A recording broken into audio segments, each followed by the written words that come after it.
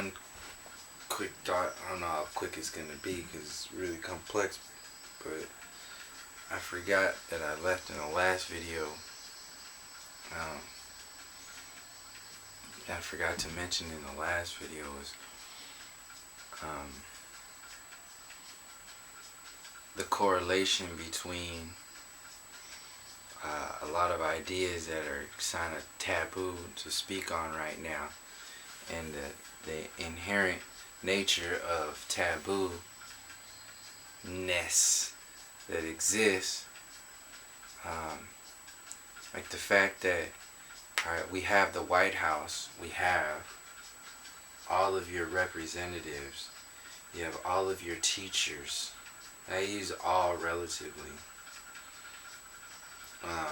So obviously, literally, not all, but all of your representatives, all of your senators, the White House itself, all of your military, the military bases. So this is a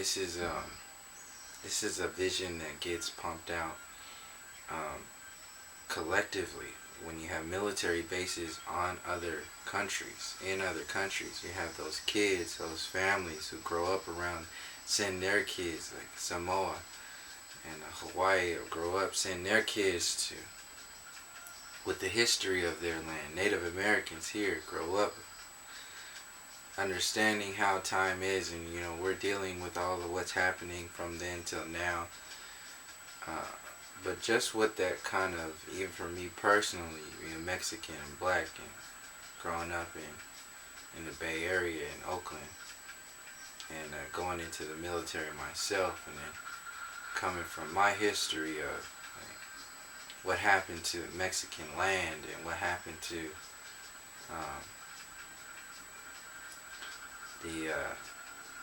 the black race, what happened to the black and brown peoples of this planet. So much so that we've constructed a sort of okayness of calling ourselves minorities on a planet full of majorities. So like it's very intricate. So I go back to the taboo. This stuff feels taboo because we are surrounded by something like guns being pointed at you that say, don't say that, like, or this is taboo. Like, inherently, like when you go to the clubs or you go anywhere outside, you're surrounded by advertisements. You go to the movies, you see commercials and trailers. You see like it's bombardment of happy. It's like a happy bombardment, a so-called happy bombardment of energies that are not universal. They are not for the benefit of the maximum potential of the human design. They are meant for control. So there's a control factor in having a White House. There's a control factor in having a White House filled with white people. There's a control measure of the gentrification movement. There's a control measure of having foods, organic foods that are good for you, that are so high priced that only certain people can purchase them. There's a control measure for the white privilege mentality on both a white race and all the other races. There's a control measure for the way the education system is designed. There's a control measure for why black men are always killed in movies first. There's a control measure for how your TV shows are designed, and how many. There's a control measure for the award shows and your music and the radio, and what's popular, the Billboard charts, the Rolling Stones, the magazines, the MTVs, the VH1s, the BETs, all these separations, these divisions, they not only exist to separate, divide, and conquer, but they exist also to install programs of control and manipulate a psyche to implode on itself and teach its children and next generations to implode on themselves. So the main point I wanted to hit on is because these are all these things that are inherently taboo because of to speak on because of our surroundings, our natural surroundings, our so-called natural surroundings. That they're not natural, they've just been it's like a cupboard full of food forever, and it keeps getting stocked with this food, but these are just Fruit Loops, Cocoa Puffs, hot dogs and bacon and just like just garbage stuff that keeps being delivered. And the military bases on other lands and other places, they keep a control measure that's different from the control measure here. So the things that they got to put out in Hawaii or Samoa or the Philippines or Guam or in Afghanistan or the rebuilding in Iraq, and all those things they're designed differently, and they say they're designing it for the people, but it's actually designed for how they want the people to think, how they want the people to act, how they don't want the people to react or act. And the same goes for people who live in the United States. And the fact that America, like the word America is, when people hear America, like they forget that it's like Canada, United States, Mexico, like Central America, South America, like even that mentality, that's an American dream mentality. That's like it's so deep in the programming. So anyway, it's everywhere. So the psyche is everywhere. But I wanted to focus in. I wanted to keep focusing in on to expand upon the fear program, the simplicity of it all. So internally in the specifically the white privilege, and the fear that comes with that. So there's the math of a privilege. So you have your race of people that has covered the globe and created a cage around it, and has created that cage in the psyche of people to manipulate them to think that they need a middleman or a middle something to connect them to their source, their creative spark, their great spirit. So this goes back to the religious crusades.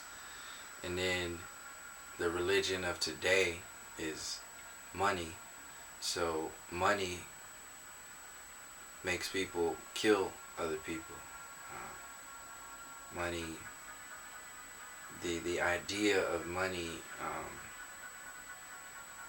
creates lack of resources, natural resources that humans need to survive. Food, water, shelter, security, like their own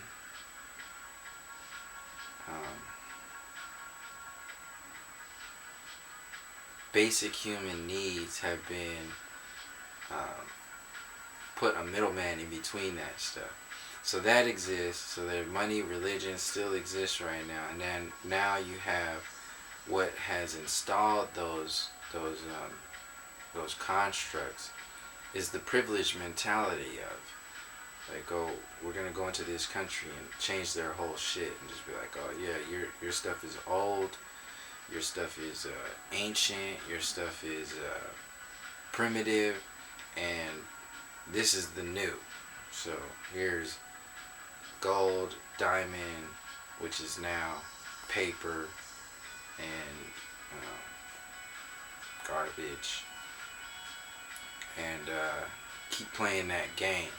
So that game is not only fueled by our own lack of understanding and fear and separation from being subject to what generations past have led up to today, but also um, the privileged few, the privileged minority, the actual minority, who are so comfortable and so happy with the way the game has been designed in their favor that they don't realize what their own involvement mandates, or what their own involvement, um, the ideas and the illusion that this maintains, and it turns into a total lack of connection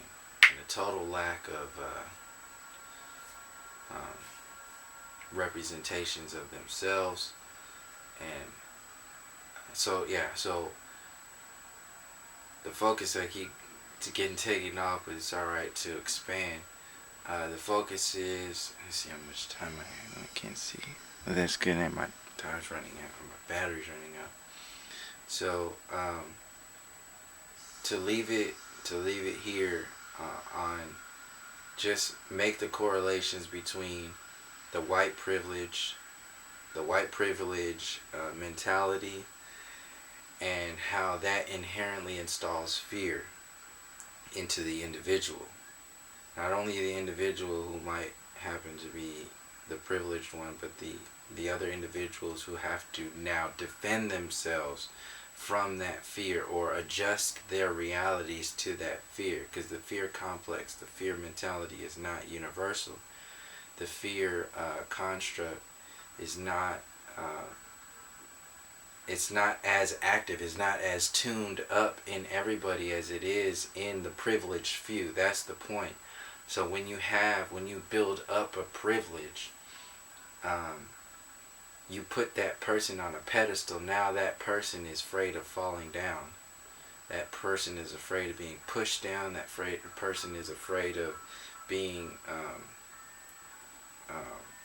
yanked down just by the realization, if not actively, the subconscious realization that they are standing on a pedestal above everybody else. Like, you can get that job, you can get that car, you can get that degree and scholarship, you can get all that stuff because of this illusory privilege that's already inherently in the system.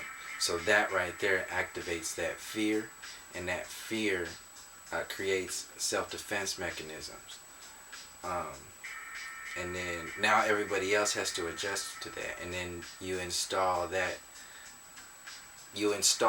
into communities with gentrification. So you bring that mentality into communities, and then that starts to disassemble what is already inherent in that community, because now they have to adjust to fear. Now the fear gets amplified already because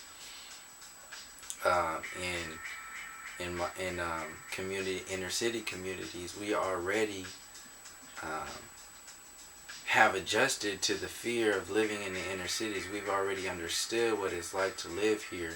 So we don't need another perspective of a privileged perspective, a privileged fear perspective. And this is where the dogs come in too. The dogs, you see like people walking their dogs all the time. Like, this is heavily based in fear. Like, people It's not a universal thing. These trends, these ideas, just it doesn't matter how much is pumped onto the television. It's not gonna make it real. It's not gonna make it um, part of the human experience to the depths. It's just gonna create an idea of something, and then the people actually are the ones that have to activate it. So this is what's happening right now: gentrification, white privilege, the military and prison industrial complex. These are all ideas that we actually activate by letting it happen and not being aware of how deeply it's connected to everything. So start unweaving the fear programs and just becoming aware of them. And yeah, I just wanted to throw those out there. I missed them in the last one. But until next time, peace, love.